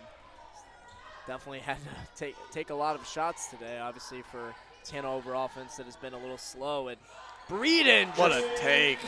Using her size and footwork to get inside. A strong take as we'll get a timeout here. Yeah, that's her 14th point of the game. She's got 14, 5, and 2. She joins Jordan Kuhn as one of the leading scorers of this game for the Grizzlies. 22, 2, and 3 for her. And how fitting for both seniors to be leading on this this senior game, you know? Absolutely, yeah. 36 total points for the two seniors. Franklin 75, nearly half. It's been a great day for them, and we'll stay with you at this break just because we just got back. And, yeah, I mean, some other, big impactful players. Taylor Turk, had 10 points, 4 for 10 from the field. And, yeah, she's been in the mix for a lot of loose balls and rebounds. And Briley Munchell, 9 points, 6 rebounds, 5 assists. Molly Schulte, 9 points, 3 rebounds, 4 assists. So good to see those two kind of combo guards going out there and having similar box scores and doing exactly what they need to do for this Grizzlies team to give them what's been a dominant performance today. Oh, yeah, you said it. And Lydia Wright, she has 3 points, 1 for 6 from the field. Kind of a quiet offensive night, but she leads the Grizzlies with 3 steals on the game to contribute to the 11 team steals that they have. That's part of the reason why Hanover College has 20 turnovers total in this one compared to Franklin College's 8 turnovers. They've been really smart with the ball, and they've attacked the ball relentlessly on the defensive end. Absolutely is. Now Hanover will come out of the timeout and take up the ball. Here comes Wines, the leading scorer with 16 as she kicks it down low. Lorenzi will draw the contact from Lydia Wright and go to the line to shoot 2. That was a beautifully played slip screen there by Lorenzi. I mean, everybody was anticipating her to set the screen, maybe pop. She goes up to set the screen. She rolls immediately, gets the wide open look, sets herself up to the line. Kate Breeden gets a little bit of a standing ovation here as she heads to the bench. Yep, a lot Probably of clapping for the game. Yeah, it looks like it is. Came out for a few minutes. She's giving hugs to everybody on the bench, and yeah, pretty much a standing ovation here in the Spurlock Center for the senior forward, who has just been an absolutely massive part of this program. Also, And not now- just on the court, but off the court, she has been someone who's really involved in our campus. Now Jordan Kuhn will do the same as Kaylee Roten checks in for her. Yep, and a big applause for the senior guard, one of the 16 Franklin College women to reach 1,000 points in their career. She's had about 1,400 total points in her career. And Turk nails it in from deep. She's got 13 now on the day. And she's also 2 for 5 from the three-point line, 40% total on the game. That's what she does. She's an excellent shooter on the year.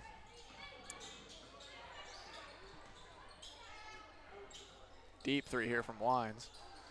Yeah, no good on there. And Look at Avery Kelly fighting for the ball. we've seen her in a lot of those today, and it's caused her to get some fouls, but also big I in think you moments could like appreciate that as a coach, you know. Exactly.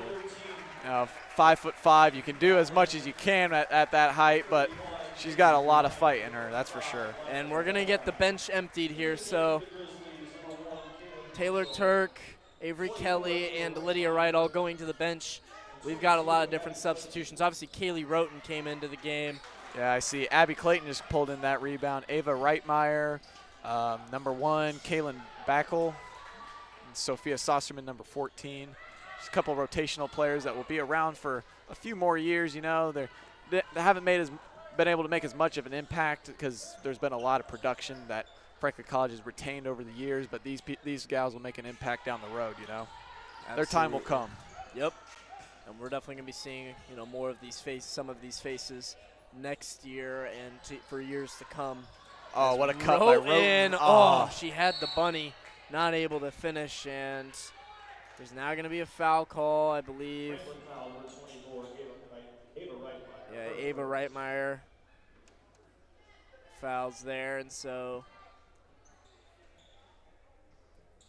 are they going to give free throws? Macy Klein at the line, shooting 2 for the Panthers. It looks like it. I didn't see it being like a shooting foul. I'm not sure what would qualify it going to the line, but either way. A minute and a half left to play. Franklin up 22 points. And the game against Hanover earlier this year on the road only won 67-65. It was an extremely competitive game. Oh yeah, you said it. And on the road at Hanover, Franklin was able to come away with the win. Nobody had more than 13. As now Steele is going to go the other way. No good on the bunny. It was a good play there from Gatlin. But now this ball is going to go back Franklin's way. Just over a minute left to play. But, yeah, last time Jordan Kuhn had 13 points. Nobody else with more than that. There were a lot of people with 9. Briley Munchell had 8 points and 8 assists. But if you look at something that was similar, they had 11 people in the box score that day. And today it's been pretty similar, obviously. Franklin, a lot of people kind of contributing. This time only 9 people scoring in the box score, but a lot of people contributing overall. Yeah, and that game came down to Munchell's last-second 3 to put Franklin College ahead by 1, literally at the last second. Yeah. Oh, my. Nice What a pass. dish. Yeah, full-court pass, and you can tell that Kelly wants that one back. Backle. As now, Anya Bass, pull up J is no good off the front iron. Franklin Brooks goes down off the screen. Yeah, that was a hard screen by Sosserman, but it was a legal one. She had her feet set the whole way. Yeah, now Roten with Brooks on her, and oh my. Reitmeyer's just gonna throw up a three, or not Reitmeyer, sorry. Clayton, yeah, Abby Clayton. And now Reitmeyer will actually take the floater here, but that one goes out of bounds, and Hanover will take possession. So with 18 seconds to go, no more shot clock. Franklin with a 78-60 lead.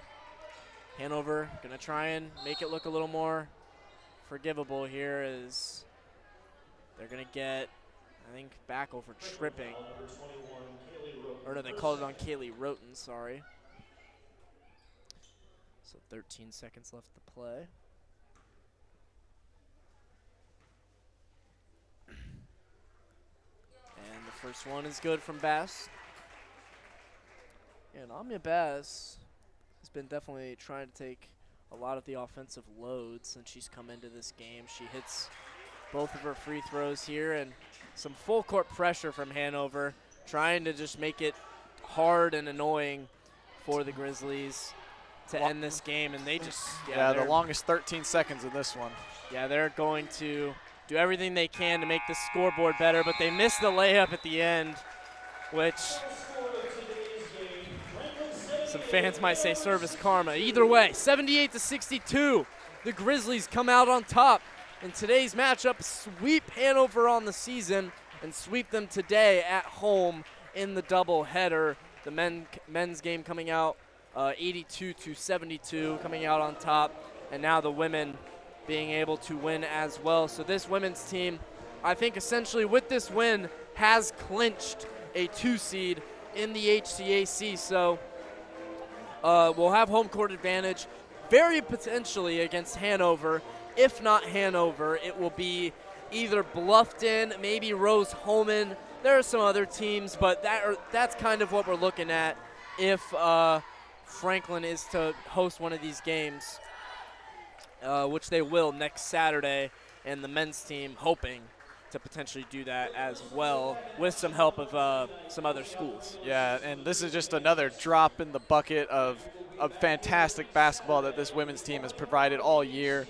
I mean, under Coach Blanche's first season, she has the Grizzlies at 13-4 in the conference, 18-6 overall. Just an amazing year for a first-year head coach. And the girls look like they really rally around her, and just the energy that this home crowd also provides for them. And they look like they also just feed off each other on the court. They work together a lot, you know. No, absolutely. They play extremely well together, and the assists today were something that I had noticed early in the game. 20 assists now is what they ended up with. I believe they had 14 at halftime. They moved the ball incredibly well today and showed off their ball movement at an extended pace, and it was really impressive to see the Grizzlies be able to do that. And this is, you know, a team, they got first rounded last year when they were a 3 or 4 seed in the conference after kind of having a down end of the season. Completely opposite now. They did lose 2 of their last 3, but winning today, cementing your spot as the 2 seed, much higher expectations going into this tournament, and a team that looks like they can take it further. Oh, for sure, Luke. I mean, this team is deep. They've got incredible talent. They play really hard. They're going to make it tough for every opponent that they encounter down the road in the postseason. Hopefully they get that rematch against Transylvania in the conference championship, though. I think that's who they really are looking forward to facing off against if they were to cross paths again. Yeah, and I do not think we are going to be able to get any sort of interview after this game, unfortunately, as we were not, I don't think we were able to get anybody to talk to the players after so, but we were able to talk to Connor McNabb. We're hoping that maybe after the tournament games next Saturday that we'll be able to provide some sort of interview like that for you, but we're going to leave you after today's doubleheader. Next Wednesday, Franklin, this women's team will go on the road to take on Manchester, but we will have the men's game here at the Spurlock Center live on Grizz TV, so we'll be here with that be here with that game. Next Wednesday, I believe it's 7 p.m. or 7:30. 7 p.m. 7 p.m. for the men's game. Tyler said it, not me. But I just had it pulled up. Oh, perfect. It was right there. And the HCAC conference tournament currently scheduled for 2 p.m. now. Not, officially official, but locked in for the afternoon next Saturday. So we will see you multiple times next week on Grizz TV, but that is all for us today. Happy Valentine's Day. Happy Senior Day to all the seniors. Yeah. And what a day for some rivalry basketball. So thank you, everybody, for watching. I was Luke Shepard alongside Tyler Young. Thank everybody for watching Grizz TV. Have a great night. Yeah, go Grizz.